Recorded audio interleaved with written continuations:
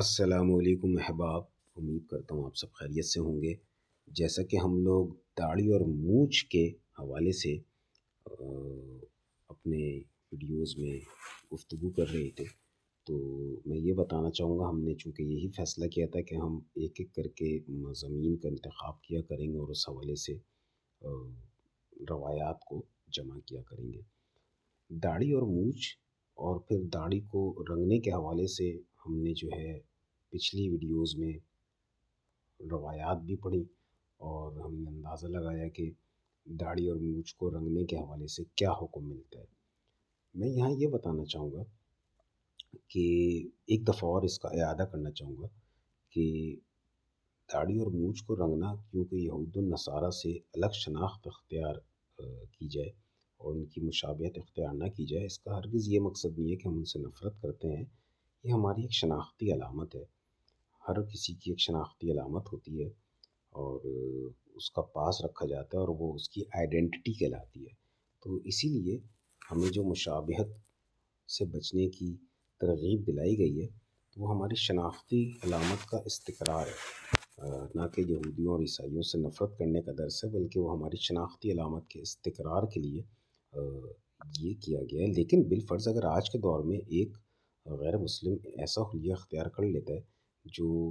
ایک مسلمان کی شناختی علامت سے نسبت رکھتا ہے اور وہ محمد صلی اللہ علیہ وسلم نے داڑھی رکھنے کا کہا ہے اور وہ بھی رکھ لیتا ہے، اور وہ اس نیت سے نہیں رکھتا لیکن ویسے ہی رکھ رہا ہے اور وہ مونچھیں بھی تراش رہا ہے، تو اب کیا ہم کو کیونکہ غیر مسلم نے ایسا حلیہ بنا لیا ہے تو ہمیں کیا اس حلیے سے علیحدہ ہونا پڑے گا؟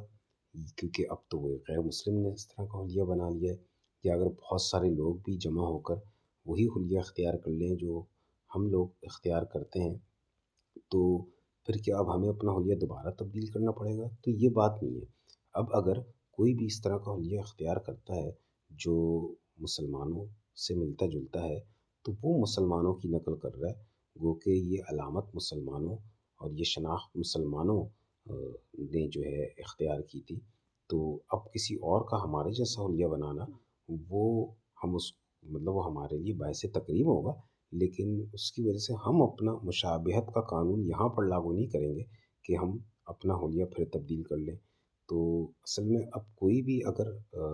ہماری جیسی داڑھی مونچھیں رکھتا ہے تو خود بخود یہ بات ڈکلیئر ہو جائے گی کہ اس نے مسلمانوں کا حلیہ اختیار کیا ہے۔ تو اس وجہ سے ہم کو اس طرح سے نہیں سوچنا ہے، بس یہ ہے کہ ہمارے نبی صلی اللہ علیہ وسلم نے ایک شناختی علامت ہماری جو ڈیولپ کر دی ہے، اس حوالے سے جو بتا دیا ہے، ہمیں اسی کو ملحوظ رکھتے ہوئے اپنا حلیہ اختیار کرنا چاہیے۔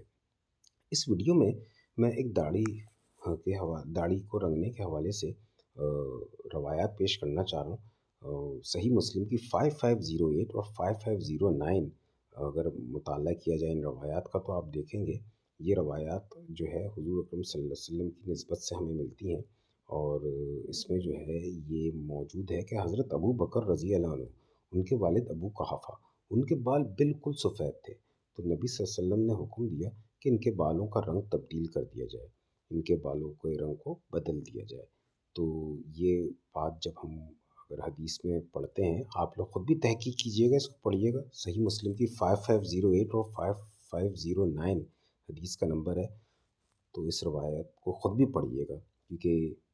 ہر انسان ہوتا ہے، غلطیاں بھی لگتی ہیں، ہو سکتا ہے میں کہیں غلطی کر رہا ہوں، تو آپ لوگ میری تصحیح کیجیے گا۔ یہ روایات کا نمبر میں آپ کو پھر بتا دیتا ہوں۔ صحیح مسلم 5508 اینڈ 5509، ان روایات کا جا کے مطالعہ کیجیے گا۔ تو ابو قحافہ رضی اللہ عنہ کے بال جو ہیں ان کو بدلنے کا ان کے بالوں کے رنگ کو بدلنے کا حکم دیا گیا، تو اس سے یہ ثابت ہوتا ہے کہ ان کے بال بالکل سفید تھے اور نبی صلی اللہ علیہ وسلم نے کہا کہ ان کے بالوں کا رنگ تبدیل کر دیا جائے۔ اس کے ساتھ ساتھ بتانا یہ بھی مقصود ہے کہ کچھ لوگوں کے بال بہت چنیدہ، بہت کم تعداد میں سفید ہوتے ہیں، یا پورے سفید ان کے سر کو دیکھا جائے تو وہ مکمل سفید سر نہیں ہوتا ہے، تو جن لوگوں کے کچھ بال سفید ہوتے ہیں یا ایک تعداد میں بال سفید ہوتے ہیں، باقی سب بال سفید نہیں ہوتے، تو یہ حکم ان پہ لاگو نہیں ہوتا ہے کہ وہ بھی لازماً جو ہے اپنے بالوں کو رنگیں، لیکن اگر کسی کے بالکل سفید ہو گئے تو اس کو نبی صلی اللہ علیہ وسلم کی